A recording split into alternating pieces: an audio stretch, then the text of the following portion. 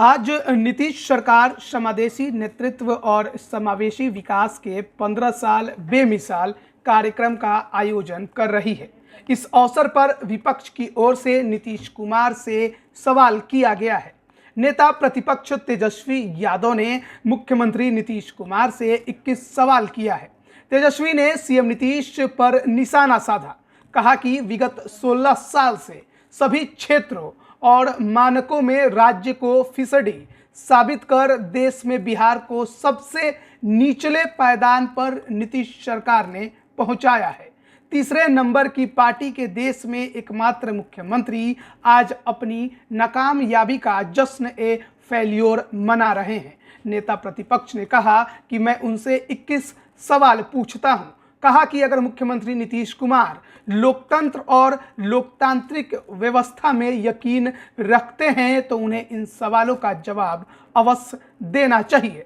तेजस्वी ने जो पहला सवाल पूछा है उसमें वो लिखते हैं, नीतीश कुमार बिहार की 60% आबादी अर्थात युवाओं को जवाब दे। उनके 16 वर्षों के शासन के बाद भी आज बिहार पूरे देश में गरीबी और बेरोजगारी का मुख्य केंद्र क्यों बना हुआ है? क्यों युवाओं को अपनी योग्यता और शिक्षा के नीचे जाकर दूसरे प्रदेशों में अपमानित होकर काम ढूंढने पर विवश होना पड़ता है? दूसरा सवाल, अपनी हर नाकामी के लिए पिछली सरकारों पर ठिकरा फोड़ने से पहले नीतीश कुमार अपने 16 वर्षों का लेखा जोखा दें।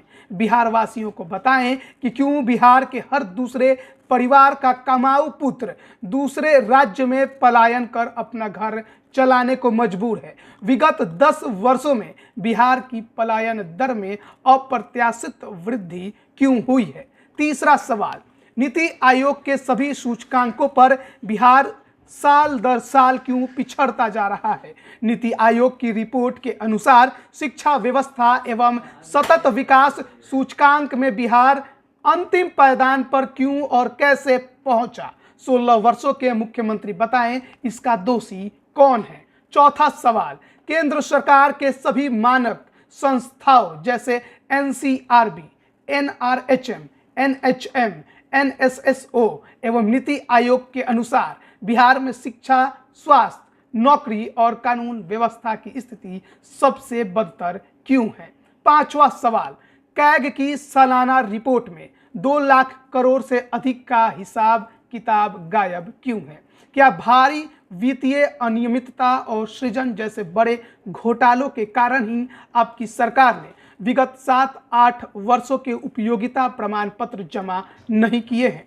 छठा सवाल, मुख्यमंत्री बताएं कि विगत 16 वर्षों से कुर्सी से चिपके रहने के लिए उन्होंने नीति, नियति, नियम, विचार और सिद्धांत की तिलांजलि देकर बार बार बिहार की प्रत्येक पार्टी से गठबंधन क्यों किया? वो बताएं कि बिहार की कौन सी ऐसी पार्टी बची है जिससे उन्होंने समझौता नहीं किया?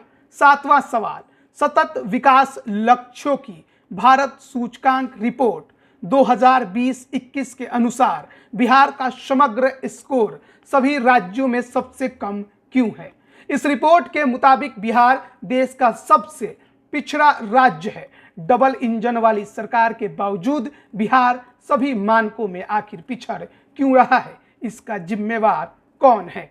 आठवां सवाल, बिहार में ऐसी कौन सी परीक्षा है जिसका प्रश्न पत्र लीक नहीं होता है? कौन सी ऐसी भर्ती और बहाली है जिसका ससमय पारदर्शी प्रक्रिया के साथ परिणाम घोषित हुआ हो?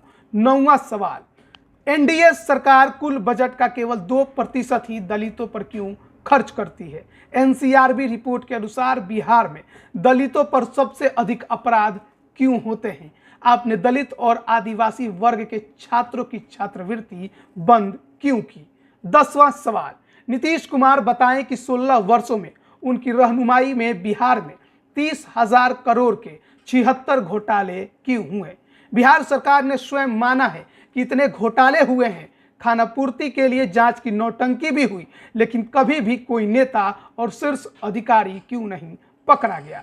11वां सवाल, नल जल योजना पर लगातार शोर मचाने वाली बिहार की डबल इंजन सरकार कुल बजट का केवल 4% ही जल आपूर्ति व सैनिटेशन पर क्यों खर्च करती है? और उस 4% का भी 75% हिस्सा भ्रष्टाचार की भेंट क्यों चढ़ जाता है? 12वां सवाल, 7 निश्चय योजना भ्रष्टाचार का केंद्र बिंदु क्यों है? आपके राज्य में थाना और ब्लॉक में बिना घूस दिए कोई काम क्यों नहीं हो पाता? 13वां सवाल, बिहार में शराबबंदी प्रभावी क्यों नहीं हो पा रही है? घर घर शराब की होम डिलीवरी हो रही है, लोग जहरीली शराब पीकर आए दिन मर रहे हैं, 20,000 करोड़ की समानांतर अवैध अर्थव्यवस्था चल रही है, राजस्व का नुकसान हो रहा है। ऐसे में सरकार के भ्रष्टाचार, निकम्मेपन और नाकामी की नजीर बन चुकी ऐसी निरर्थक शराबबंदी का अर्थ मुख्यमंत्री बिहार वासियों को क्यों नहीं समझाते? 14वां सवाल, एनडीए सरकार की नाकामी से 16 वर्षों में पूर्व से चालू कितनी चीनी मिल, जूट मिल, पेपर मिल एवं दूसरे उद्योग और कारखाने बंद हुए और उससे बिहार को कुल कितने राजस्व व रोजगार के अवसरों की हानि हुई? नीतीश जी साथ ही ये भी बताएं कि उन्होंने इन 16 वर्षों में बिहार में कुल कितने नए उद्योग धंधे, आईटी पार्क, खाद्य प्रसंस्करण उद्योग, कल कारखाने और इंडस्ट्री स्पेसिफिक क्लस्टर स्थापित करवाएं। 15वां सवाल, मुख्यमंत्री जी बताएं कि 16 वर्षों में बिहार राज्य का कुल कितने लाख करोड़ रुपया निवेश शिक्षा और चिकित्सा के नाम पर दूसरे प्रदेशों में गया? बिहार के मानव संसाधन का कुल कितने प्रतिशत बिहार में और दूसरे प्रदेशों में कार्यरत है और क्यों? 16वां सवाल, 16 वर्षों के मुख्यमंत्री बताएं कि आपने 16 वर्षों में बिहार में कुल कितनी नौकरियां प्रदान की? 16 वर्षों में कुल नियुक्तियों का जिलावार और वर्गवार आंकड़ा प्रस्तुत करें। 17वां सवाल, भूतकाल के बासी पन्नों में अपना वर्तमान और भविष्य खोजना तथा अपनी सत्ता लोलुपता के चलते बिहार की 2 पीढ़ियों का वर्तमान और भविष्य बर्बाद करने वाले मुख्यमंत्री जी बताएं कि क्या उन्होंने फुर्सत में कभी 1990 से 2005 एवं 2005 से 2021 तक के अपराध, हत्या, बलात्कार के आंकड़ों का ईमानदारी से अध्ययन किया है? क्या उन्होंने कभी एनसीआरबी की रिपोर्ट स्वयं पढ़ी है? 18वां सवाल, मुख्यमंत्री जी बिंदुवार सार्वजनिक स्पष्टीकरण दे कि 2010 में भाजपा के साथ पूर्ण बहुमत में आने के बाद उन्होंने जनादेश के साथ विश्वासघात करते हुए 2013 में भाजपा को क्यों छोड़ा? 2015 में राजद गठबंधन के साथ पूर्ण बहुमत आने के बाद 2017 में जनादेश का अपमान क्यों किया? क्या आपने व्यक्तिगत सत्ता तृष्णा के कारण हमेशा बिहार 12 करोड़ बिहार वासियों और उनके भरोसे, भावनाएं एवं मत के साथ छल नहीं किया? 19वां सवाल, क्या बिहार के लिए विशेष राज्य का दर्जा आपके लिए केवल और केवल राजनीतिक रोटी सेकने एवं महज बयानबाजी का मुद्दा नहीं है? 20वां सवाल, क्या 40 में से 39 लोकसभा सांसद होने के बावजूद डबल इंजन सरकार में बिहार के साथ शिक्षा, स्वास्थ्य एवं अन्य विकास कार्यों में नाइंसाफी नहीं हो रही? 21वां और आखिरी सवाल, मुख्यमंत्री आजकल 24,500 करोड़ की जल जीवन हरियाली योजना का जिक्र क्यों नहीं करते? क्या वह योजना चुनाव तक ही जेडीयू बीजेपी कार्यकर्ताओं के लिए बस धन उगाही की योजना थी? लाइव बिहार यूट्यूब पर सब्सक्राइब और फेसबुक पर लाइक जरूर करें।